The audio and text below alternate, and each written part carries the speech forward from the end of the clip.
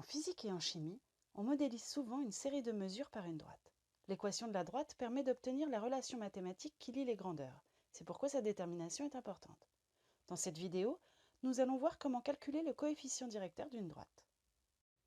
Pour déterminer le coefficient directeur d'une droite, il faut choisir deux points A et B appartenant à la droite, différents ou non des points de mesure, noter les coordonnées xa, ya pour le point A et xb, yb pour le point B. Calculer le coefficient directeur noté petit a en appliquant la formule petit a égale yb moins ya sur xb moins xa. Voyons ensemble un exemple. Que ce soit pour une droite passant par l'origine du repère, qui représente une fonction linéaire, ou pour une droite ne passant pas par l'origine, qui représente une fonction affine, on détermine pour chaque droite une équation dans laquelle l'un des nombres est appelé coefficient directeur. Le coefficient directeur est aussi appelé la pente. Sur le graphique représentant l'évolution du poids P en fonction de la masse m, on voit que pour un accroissement horizontal positif, l'accroissement vertical est aussi positif. Le coefficient directeur de la droite est positif et la fonction P de m est croissante. Sur le graphique représentant l'évolution de la vitesse v en fonction du temps t, on voit que pour un accroissement horizontal positif, l'accroissement vertical est négatif. Le coefficient directeur de la droite est négatif et la fonction v de t est décroissante.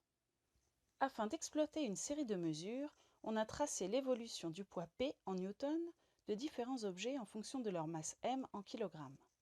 On doit répondre à la consigne suivante. Calculer le coefficient directeur de la droite. Tout d'abord, on choisit deux points A et B sur la droite, différents ou non des points de mesure. Ensuite, on note les coordonnées de chaque point.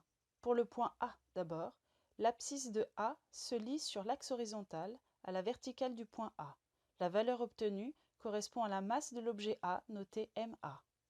MA est égal à 0,25 kg. L'ordonnée de A se lie sur l'axe vertical. On obtient le poids de l'objet A. PA est égal à 2,5 N. On procède de la même façon pour le point B. L'abscisse du point B est MB égale 0,45 kg. L'ordonnée de B est PB égale 4,5 N. On applique alors la formule pour obtenir le coefficient directeur. Petit a est égal à yb moins ya sur xb moins xa. Ici, les ordonnées des points A et B sont égales aux poids PA et PB, et les abscisses des points A et B sont égales aux masses MA et MB.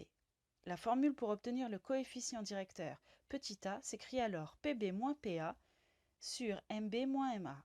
En remplaçant par les valeurs numériques, on obtient petit a est égal à 4,5 moins 2,5 sur 0,45 moins 0,25, soit petit a égale à 10. Attention, le numérateur et les dénominateurs possèdent chacun une unité. Newton pour le numérateur et kilogramme pour le dénominateur. Le coefficient directeur a donc lui aussi une unité, le newton par kilogramme. Le coefficient directeur de la droite tracée est donc petit a égale 10 newtons par kilogramme.